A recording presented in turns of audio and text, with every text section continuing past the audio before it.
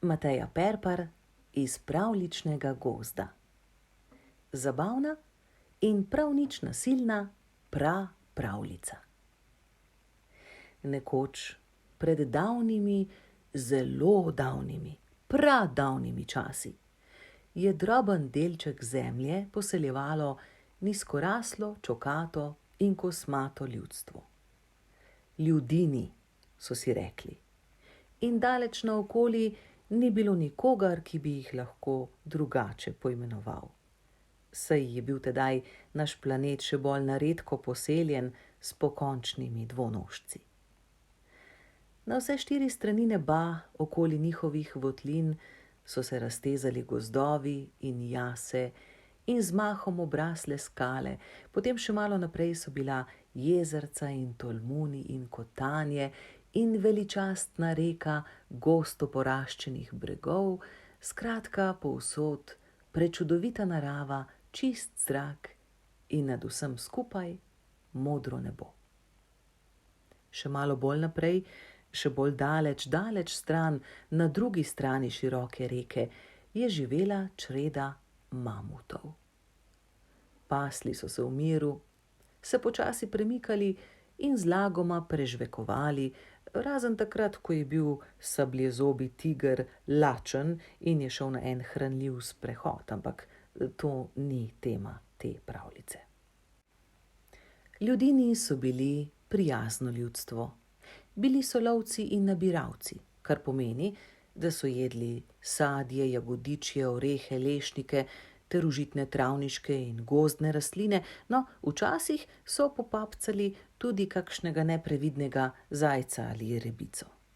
Dogovorjeni so bili, da vsak tisto, kar je nabral ali ujel, prinese domov, zvečer pa se pred votlinami zberejo in hrano pošteno razdelijo. Človek ni vsak dan enako hiter in spreten, da bi ujel zajca. Včasih kdo bolje vidi borovnice med listjem kot drugi. Včasih kdo slabo spi in se ne spomni, kje rastejo jurčki. Včasih pa kdo tudi ostane doma in napiše pesem ali poslika votlino, zaradi česar se potem vsi bolje počutimo. Ampak jesti mora vsak, kaj ne? Tako jim je življenje lepo in prijazno teklo, dokler, jasno, brez te besede sploh ne bi bilo pravljice. Eden od ljudinov se je namreč začel čedalje bolj čudno obnašati. Bil je močan možakar, mišičaste postave, gromkega glasu, izvrsten lovec in spreten nabiralec. Poezije na stene votlin ni pisal. Slikal tudi ni. Stene njegove votline so bile polne prečrtanih črtic, ki so označevale, koliko zajcev in jerebic je že vplenil. Živel je sam in če ga je kdo vprašal, zakaj, je rekel, da zato, da ima mir. Ampak on drugim ni dal miru. Ko so zvečer delili hrano, se je bučno postavljal s svojim plenom in pričakoval neskončno dolge zahvale. Če si ga pohvalil, je ves našopirjen pričakoval, da ga boš najponižneje prosil za košček mesa ali prgišče orehov. In potem, ko si ga prosil, se je pogosto zgodilo, da ti hrane ni ponudil na velikem listu, kot je bila navada, ampak ti jo je preprosto zabrisal v glavo. Ljudini so začeli mrmrati, da je nevzgojen. Dotlej niti te besede niso izumili, ker je ni bilo treba. No, zdaj pa so jo imeli. In so jo tudi čedalje pogosteje uporabljali, saj so šle stvari slabega na slabše. Pongo, tako je bilo ime nasilniku, pon po ljudinsko pomeni silen, go pa mišica, je med skupnimi pohodi po gozdu spotikal sovaščane, vlekel njihove udomačene volkove za repe, da so vso noč tulili, zvečer med sedenjem ob ognju metal v ženske polena, enkrat pa celo najbližjemu sosedu po noči skalo zaslonil vhod v votlino, da ni mogel ven, potem pa v zameno za svobodo od njega zahteval najostrejše kopje. Tako ni šlo več naprej. Treba je bilo ukrepati. Nekoč, ko je bil Pongo na lovu, je skupinica najmodrejših in najbolj izkušenih ljudinov staknila glave. Odločitev je bila hitro sprejeta. Prijazna beseda ni zalegla, treba je bilo čarodejnih moči. Dva ljudina sta se odpravila k vili, ki je živela v mogočni vrbi na bregu reke. Kako to mislite, ali so vile takrat obstajale? Vile so od vedno. Vila je bila mlada in lepa, imela je velike zelene oči in dolge rdečkasto rjave lase. Rada se je šalila. Poslušala je tožbo ljudinov, priprla oči, se dvakrat pocukala za levo ušesno mečico, kar spodbuja oster in dejala: Torej, draga moja, najbrž niste vedela, ampak vile smo nagrajevane po zadovoljstvu odjemalcev. Če stranka ni zadovoljna s storitvijo, vila tisti mesec ne dobi plače. Enega takšnega kritizirajočega bumbarja, ki se je zmrdoval nad izpolnjeno željo, neprestano polnim loncem jerebičjega paprikaša, sem zadnjič malce maščevalno spremenila v muho in zdaj je samo kakce, zaradi nespoštovane strank pa sem bila kaznovana, tako da so moje moči zdaj omejene. Ljudina sta povesila glavi. Vila je nestrpno odmahnila z roko. Ne obupujta, z inteligenco se daleč pride. Da vidim, kaj sploh še smem. Rima za priklicanje kratke nevihte. Urok za daljinsko žgečkanje velikanov. Pršilo za pikapolonice, ki se na to v zraku razporedijo v napis Ljubim te. Same traparije. Čakajta, tole bi znalo delovati. Jezikovne kapljice pomanjševalke. No, kaj čakata? Vzemita, mudi se mi. Čau, čau. Z majceno stekleničko čudodelnih kapljic sta se ljudina, ne povsem prepričana v učinkovitost čarovnije, vrnila domov.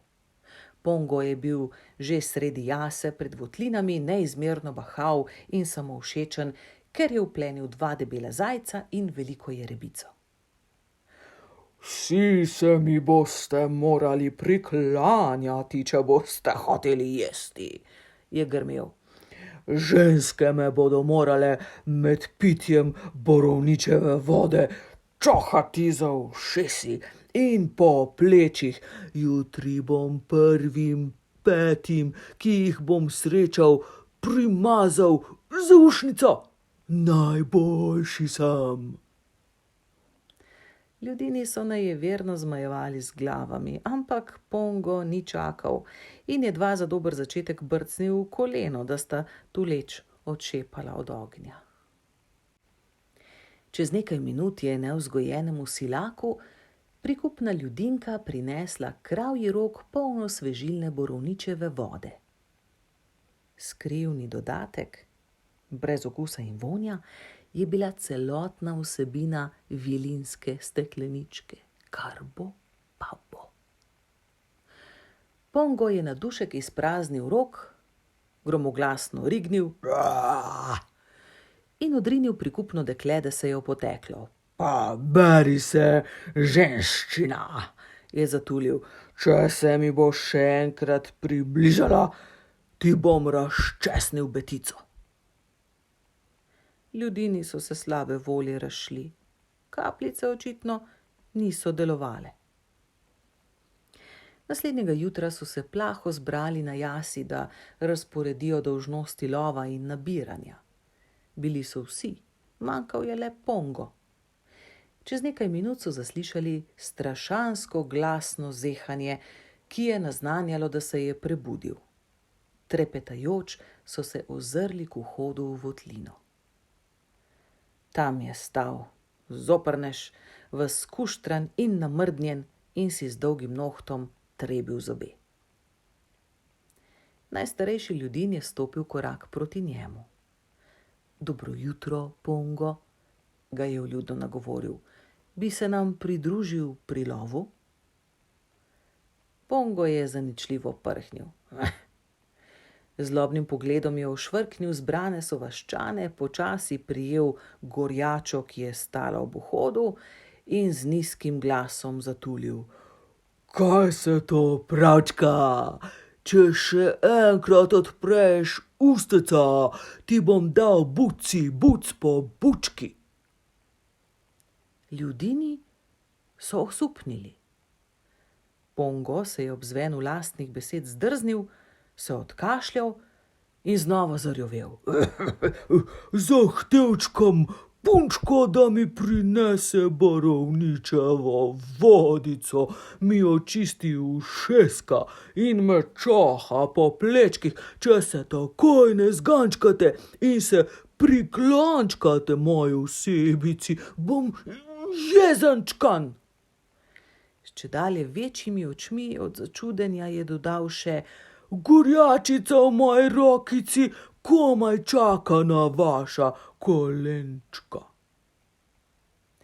Zastrašujoče besede so imele mogočen učinek, samo ne takšnega, kot bi si ga želel Pongo. Ljudini so se valjali po travi ter kričali in posmrčavali od smeha. Če ne bi bil tako strašno trmast in trdobučen, bi si lahko postalo jasno, da so njegovemu zastraševanju štete ure. Mogoče bi se celo nasmejal sam sebi, toda njegov smisel za humor je moral že zdavnaj odstopiti svoj prostor samovšečnosti. Zato ga je samo oblivala čedalje hujša jeza. Sramček vas bodi, je bobnel in se tolkel po prsih. Lovim največje zajčke in jerebičice, da niste lačkani, vi pa ste takole nehvaleženčkani do Pongija. Ljudinsko pleme je kolcalo in hrzalo in hlipalo od smeha.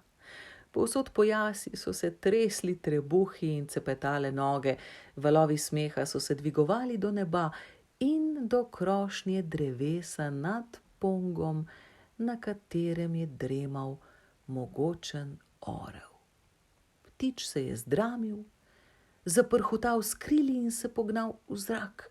Ob naporu je napel vse mišice, posledice so strmoglavile skozi veje in tlesknile Pongu na levo ramo.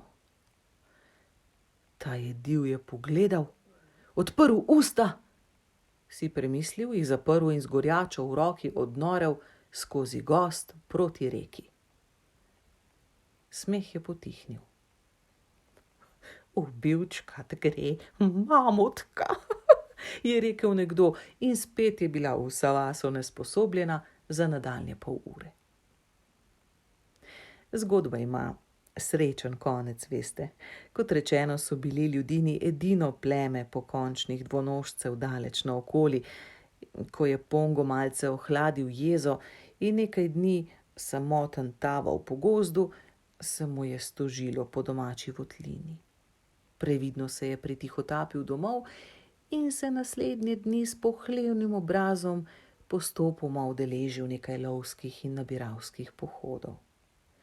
Slišal je marsikatero na svoj račun, vendar si ni upal odgovarjati, da se mu ne bi spet smejali. Ko je čez 2 meseca učinek kapljic popustil, je bil občutno modrejši in mirnejši. Postal je prav prijazen in razumen, pripravljen deliti svoj plen ter učiti mlajše ljudine lovskih in nabiralskih spretnosti. Gorjačo, s katero je tolikokrat zastraševal šibkejše od sebe, je zasadil sredi jase in pognala je v čudovit, cvetoč grm.